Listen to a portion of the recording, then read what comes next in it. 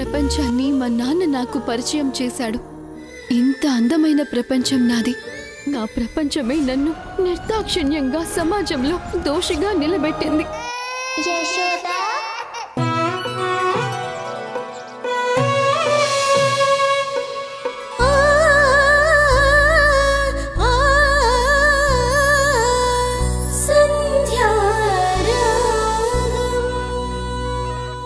వింధ్యకి రాజేష్ని ఇంకా కలవను అని మాటిచ్చాను. అలాంటిది మళ్ళీ కలవాల్సి వచ్చింది.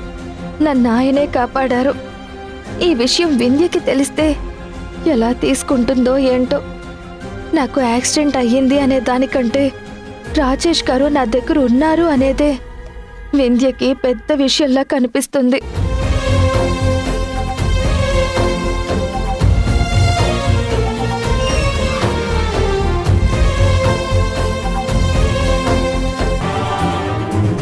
అరే రాజేష్, ఏంట్రా ఎప్పుడొచ్చావు?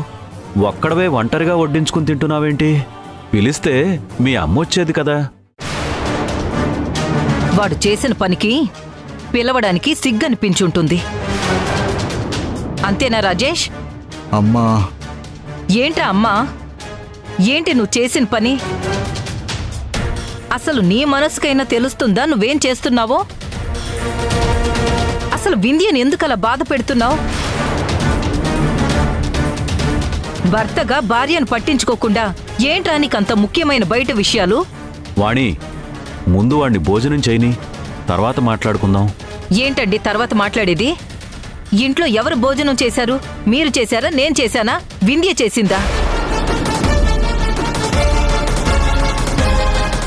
వీడు వస్తాడని ఆశగా ఎదురు చూసి చూసి కంగారుగా వెతుక్కుంటూ వెళ్ళింది కదా.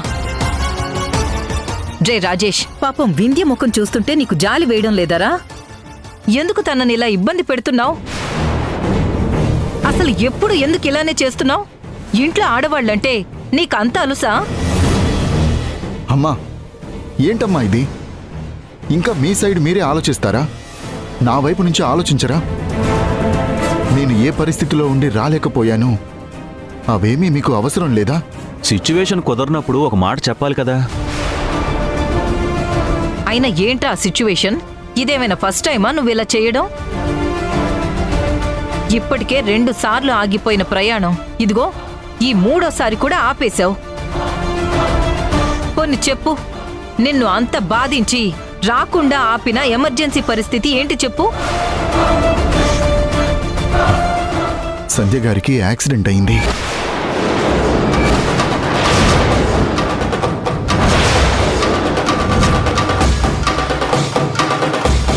ఏంటా నువ్వనేది? సంజయ్కి యాక్సిడెంట్ అవడం ఏంట్రా? ఇప్పుడు తనకి ఎలా ఉందిరా? ఇప్పుడు కొంచెం పర్వాలేదు నాన్న. రోడ్ సైడ్ పడుంది, రక్తపు మడుగులో. నాకెందుకులే అని వదిలేసి వచ్చేయాల్సింది. అలా ఎందుకు అంటాంరా? అందుకే హాస్పిటల్లో జాయిన్ చేశానమ్మా. కోలుకునే వరకు వెయిట్ చేయాల్సి వచ్చింది. మళ్ళీ ఇంట్లో వాళ్లకు చెప్దామంటే శ్రీకర్కి బాలేదు, వాళ్ళ అమ్మగారికి ఆరోగ్యం బాలేదు, కంగారు పడిపోతారేమో అని నేనే ఉండాల్సి వచ్చిందమ్మా. అది తప్ప? తప్పు కాదురా రాజేష్, చాలా గొప్ప పని చేశావురా. అవునరా రాజేష్, సంధ్యను కాపాడావు. అంతకంటే మంచి పని ఏముంటుంది? నేనే అనవసరంగా నిన్నొక మాట అనేశాను. వింధ్య అలా ఉండేసరికి. అదేం పర్లేదమ్మా. వింధ్య స్థానంలో నేనున్నా అలానే ఆలోచిస్తానేమో.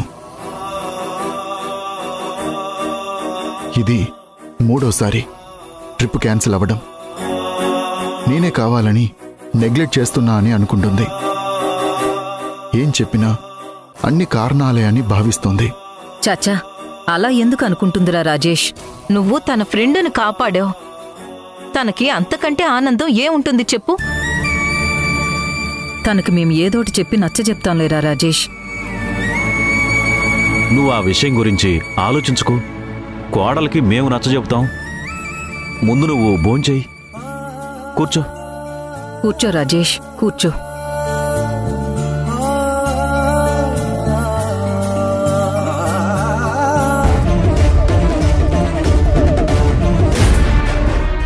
చాలమ్మా. వింధ్య సిస్టర్ వికెట్ డౌన్ అయింది, అది ఓకే. మరి ఇక్కడ బావ వీళ్ళకేం చెప్పాడు? రియాక్షన్ ఏంటో చూద్దాం. మౌనిక, ఆ, వింధ్య ఏది? ఎక్కడుంది? వచ్చేసిందత్తా. పైన తన గదిలోకి వెళ్ళింది. తను ఎలా ఉందమ్మా? చాలా కోపంగా ఉంది మావయ్య. వెళ్లాల్సిన ట్రిప్పు అన్నిసార్లు క్యాన్సిల్ అయితే ఎవరైనా ఎలా ఫీల్ అవుతారు? చాలా బాధపడుతుందత్తా.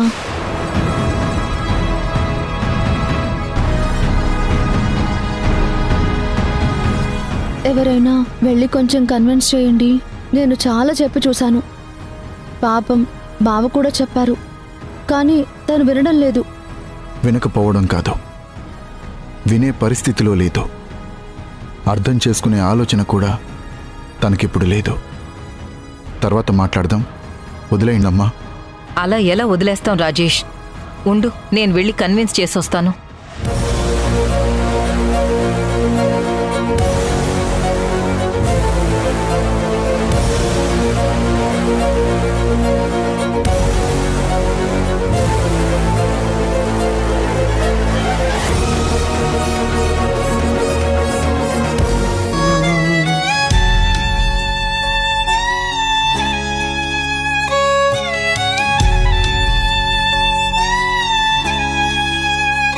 నా భర్తని కాదు, ముందు సంధ్య నానాలి.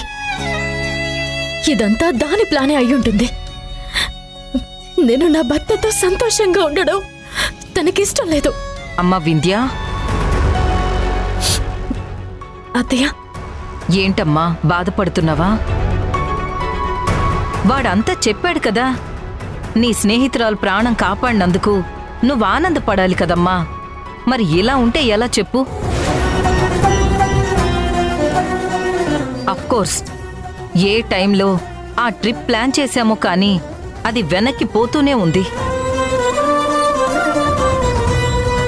ఆ సెంటిమెంట్ నీకు డిసప్పాయింట్మెంట్ కలిగిస్తూనే ఉంది. నువ్వు ఫీల్ అవడంలో తప్పు లేదు, కానీ అక్కడ ప్రాణం సంధ్యది. ఏంటత్తయ్య ఆయన చెప్పిన మాటలు మీరు నమ్ముతున్నారా? అదేంటమ్మా, వాడు నిజమే కదా చెప్తున్నాడు, మరి అలా అంటావేంటి? నాతో ప్రయాణం అన్నప్పుడే ఇలా ఏదో ఒక వంకలు దొరుకుతాయి మావయ్య మీ అబ్బాయికి. అలా ఎందుకు చేస్తాడు వింధ్య? అబద్ధం ఎందుకు ఆడతాడు? నువ్వు నమ్మకపోతే పోనీ ఒకసారి సంధ్యకు ఫోన్ చేసి అడుగు, తను చెప్తుంది కదా. చెయ్యి. అయ్యో అత్తయ్య, తను మాత్రం నిజం ఎందుకు చెప్తుంది? వాళ్ళిద్దరూ కలిసి చేసిన ప్లానే కదా ఇది.